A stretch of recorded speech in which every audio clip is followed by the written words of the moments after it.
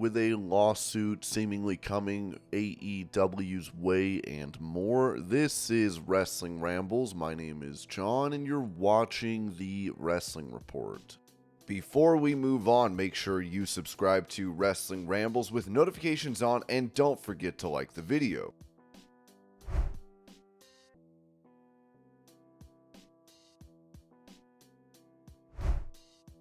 It was revealed that AEW's television shows will be making their way to the United Kingdom, with a company press release reading, All Elite Wrestling today announced that AEW Dynamite and AEW Collision will make their long-awaited debuts in Wales at Utilita Arena, Cardiff on Wednesday, August 21st as part of All In London Week. This marks the first time that AEW Dynamite and AEW Collision have ever been held in the United Kingdom. Tickets for the double taping will go on sale next Friday, June 28th at 10 a.m. BST via livenation.co.uk, ticketmaster.co.uk, and AEWTix.com. Fans interested in exclusive pre-sale opportunities can register to become an AEW insider by visiting allelitewrestling.com/AEW-insider. We are excited for the historic United Kingdom debuts of AEW Dynamite and AEW Collision in Wales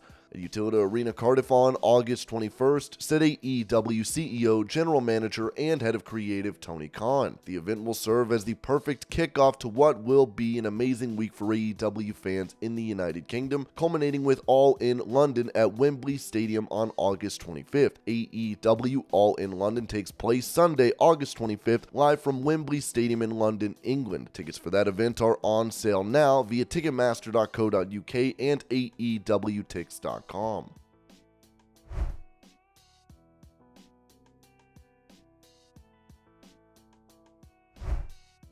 For information regarding the health of an NXT star, Ringside News said that Javier Bernal, a dedicated WWE NXT competitor, recently suffered a significant injury that has sidelined him. New details about his condition have emerged following his announcement. On the June 7th episode of Level Up, Bernal competed in his latest match. However, he later shocked fans during a Twitch stream by revealing that he had broken his foot in multiple places. This injury may require surgery, potentially keeping him out of action for 6 months. I found out the other day that I broke my foot in a few places, so you know that sucks. Yeah, it's kind of hard to say out loud, but let's get through this. So, excuse me, a lot of you guys know me as Big Body Javi on television, but this is all I ever wanted to do, man. That's tough, man. That's tough, Bernal said as he became emotional while speaking about the injury. So you guys probably saw a clip, and I'm sure I'll post a clip in the next few days. But yeah, I broke my foot in a few places. It stinks. It is what it is. I found out 2 days ago that I broke it in a few places, and initially I was told that I probably wasn't going to need surgery, but then the next day the MRI was a little cloudy and they looked at it and it looks like I probably will have surgery on my foot. I was looking at 6 weeks with no surgery, and from what I understand, it's looking like 6 months. According to Fightful Select's Corey Brennan, the injury occurred during a tag team match against Chase U when Riley Osborne executed a dive outside the ring, causing Bernal's leg to buckle. After the match, Bernal needed assistance from the referee and his tag team partner, Drake Moreau, to leave the ring. Although it's unclear if the injury affected the match's outcome, NXT sources reported no internal backlash towards Osborne, considering the incident an unfortunate accident rather than negligence. WWE talent who have worked with Bernal describe him as dedicated to his character and consistently professional. One source expressed confidence that Bernal will pick up where he left off upon his return. Recently spotted wearing a walking boot, Bernal's recovery has put his return to the ring on hold.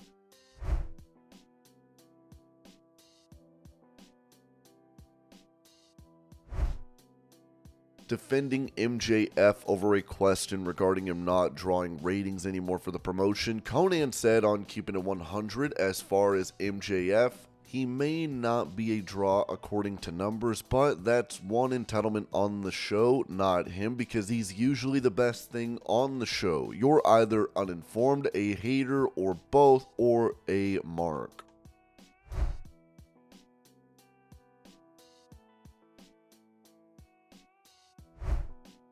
They're talking about a return to the ring following her departure from AEW in November. The Bunny told KNS WrestleFest, "I'm figure skating right now and I'm loving it. I'm acting and I'm taking a little hiatus from breaking my body weekly. 19 years. I think I deserve a little break, so never say never, but as of right now, I'm really enjoying my figure skating and acting. It's very fun, but oh, and I have a project coming, but I can't talk about it yet, but I do have a project coming which is very exciting. It's horror related."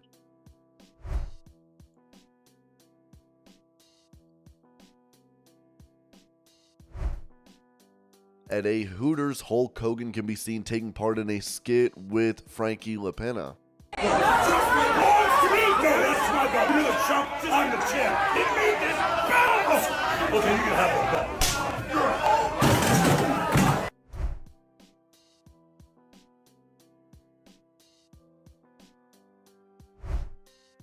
Talk about his interest in having one final match in pro wrestling. Goldberg said this to Busted Open Radio: "I would absolutely love to have that final match. I would. Am I good not having it? Yeah, I'm fine with it, but it'd be neat to have one. It wouldn't have to be with anyone. I could do it myself and accomplish what I wanted to accomplish, right? I could do the promotion myself overseas. Do it in Israel, do it in India, do it somewhere, do it in Japan."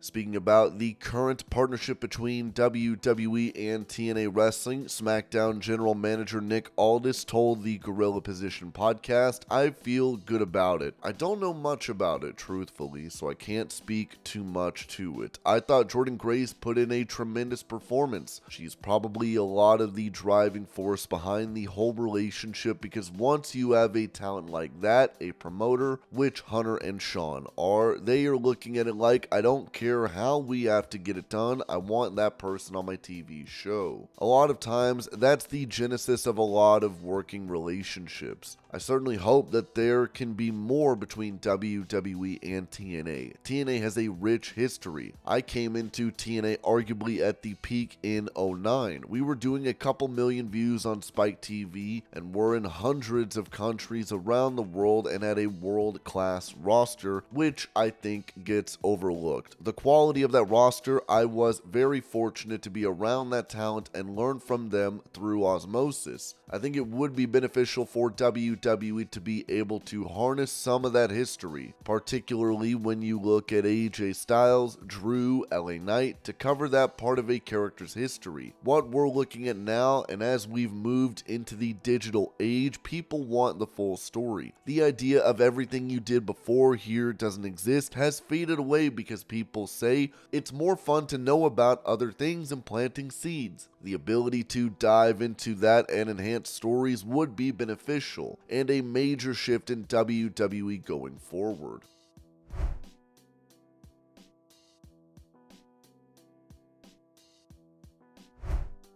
Giving his perspective on the Wyatt Sicks angle as Uncle Howdy finally returned to WWE programming on Raw this week, former WWE writer Vince Russo said this on the Legion of Raw podcast: "Why not start with Uncle Howdy? This had me captivated, paying full attention to my television screen the last 5 minutes. People are dead. I don't know. They're all dead. I'm watching this and I'm saying, okay, bro, in 3 weeks, are we going to get the Rabbit and the guy in the mask in a tag team match against the New Day? Like, who is going to write this? I'm telling you right now, if the wrestling people write this, this is dead in the water in under a month. If literally outside television, horror writers, movie makers write this, I'm all for it. If Triple H writes this, you're gonna have Chad Gable get his revenge on the guy in a freaking bunny suit in 3 weeks on Raw."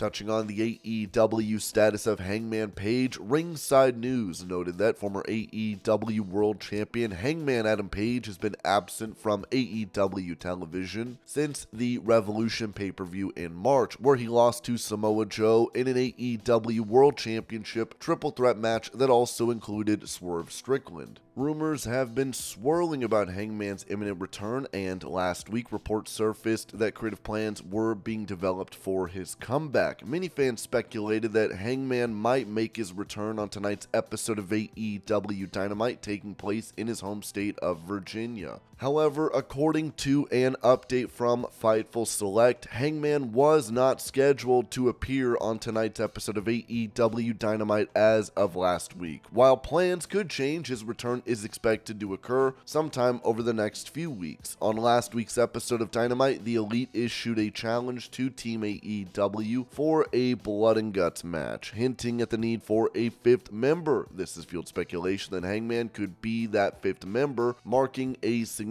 return to the AEW storyline.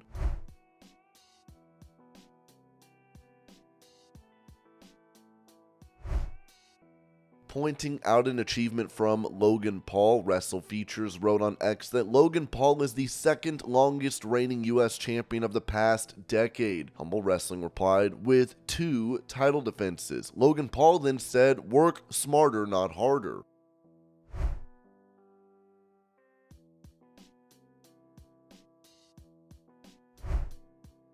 Going over the contract status of an NWA star, Ringside News wrote that the NWA continues to secure its talent roster as another key star has committed to the company. Colby Corino, who rejoined the NWA last year after a deal with WWE fell through, has officially re-signed with the organization. According to Bodyslam.net, Corino's new contract with the NWA was finalized a couple of weeks ago and took effect on June 1st. The new deal ensures Corino will stay with the NWA at least until the end of the year and includes a pay raise. The contract extends through 2025 with options for renewal every 6 months. It is semi-exclusive, meaning Corino cannot work with WWE/NXT, AEW/Ring of Honor, GCW, TNA, NJPW, or MLW. Sources indicate that Corino will likely be pushed towards the heavyweight division, signaling a potential shift in his in-ring career. In addition to his in-ring activities, Colby Corino serves as the head coach of the Carolina Wrestling Academy in Newport, North Carolina, where he trains some of the brightest prospects in the Carolinas. He is also heavily involved backstage in a management role with PWF, Premier Wrestling Federation, also located in Newport, North Carolina. It's also worth mentioning that Colby Corino's signing is one of the many that NWA is signed on. Recently, both Brian Idol and Natalia Markova inked deals with the promotion.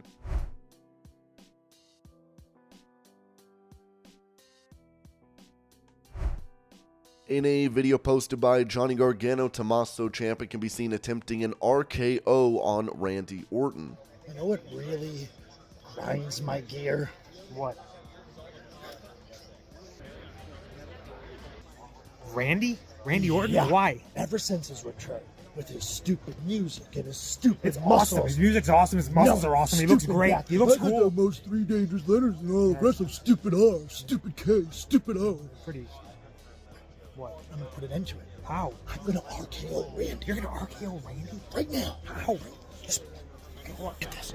You gotta be quiet. Okay, I'm quiet. He's never gonna see this. I believe in you. Are you ready? I believe in you. Out of nowhere! Oh. This- Stupid.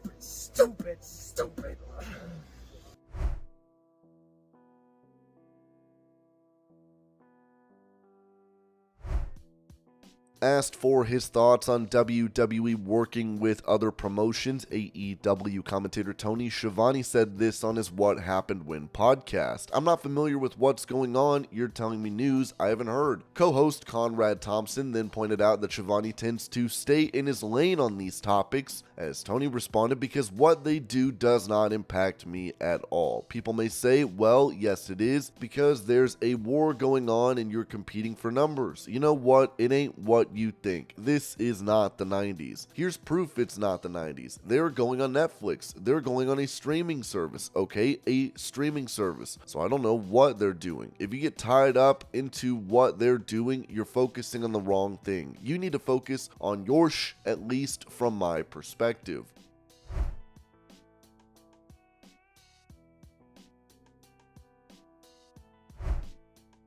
When it comes to the future of Joe Hendry in WWE following his appearance on NXT this week, Ringside News wrote that, according to Fightful Select, Joe Hendry is anticipated to make additional appearances for NXT in the future, as indicated by sources within NXT and officials who were reportedly pleased with the reaction Hendry garnered. Sources connected to TNA, as mentioned by Sean Ross Sapp, expressed satisfaction that Hendry's storyline with Kazarian was continued on NXT, although some had hoped for a more substantial appearance.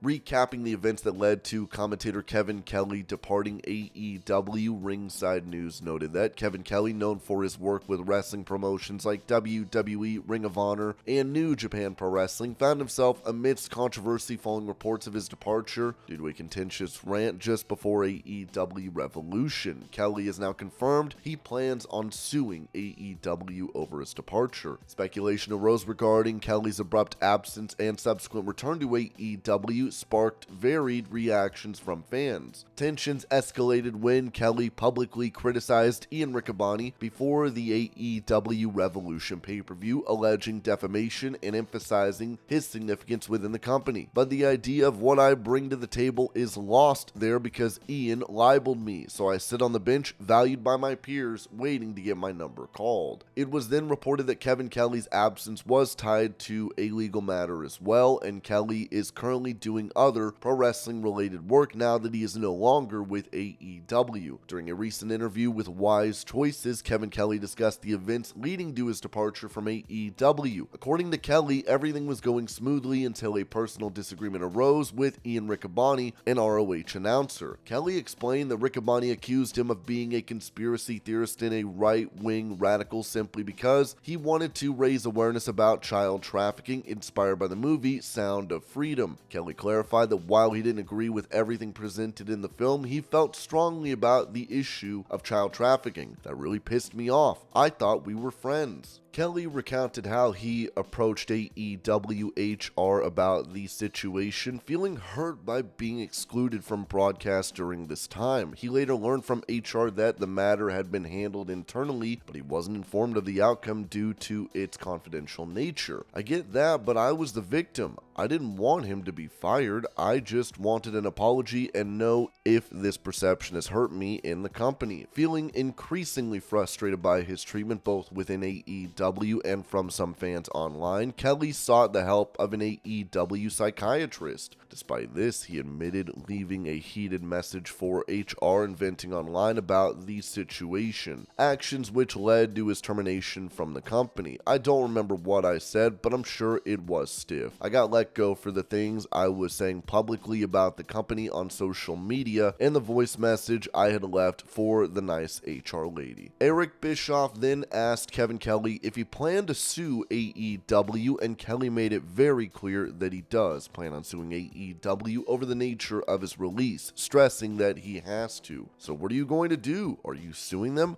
Yes, of course, have to. And this was your pro wrestling news update. I hope you're all having a great day. Thank you so much for watching, and I will see y'all later.